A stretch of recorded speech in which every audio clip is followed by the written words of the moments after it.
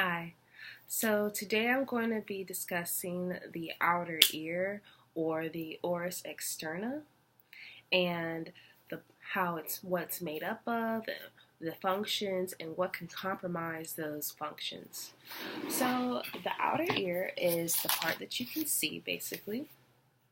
This is my drawing of the ear with its landmarks.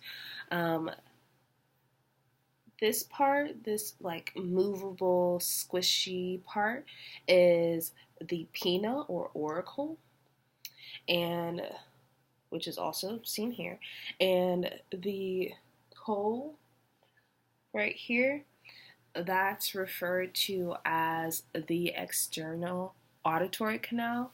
Um, it's also called an eardrum. It leads to the tympanic membrane, also referred to as the TM.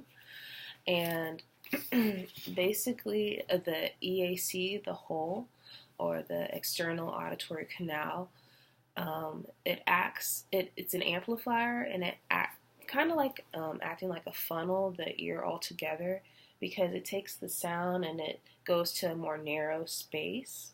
And the resonance in that area is around 2,600 hertz. And this is important because in speech, our consonant sounds are around the 2,600 hertz frequency. And so if our EAC didn't have this resonance, then we wouldn't be able to detect those mid to high frequency sounds. The external ear, the outer ear, some of its main functions are to defend the tympanic membrane, to self-cleaning, it localizes, and also it conducts sound. And so with the defense of the tympanic membrane, it protects the TM from like foreign bodies and temperature changes and also like humidity changes.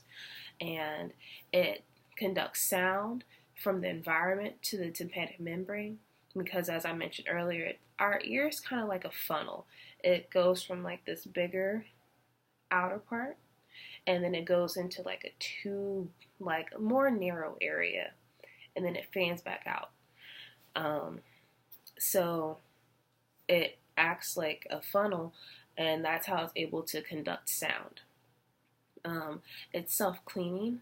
The skin tissues migrate like externally, and the skin debris and the wax is kind of like carried and collected there.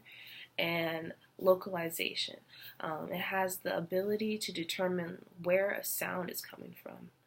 And so all of these things unfortunately can be compromised by damage to the ear, such as like an ear infection, which a fancy term for it can be like external otitis, or an earache, which can be called otalgia, and also like from ear blockage, like when you have wax buildup sometimes, or if there's like a foreign bodies in your ear, this can be called the occlusion of the EAC, the external auditory canal.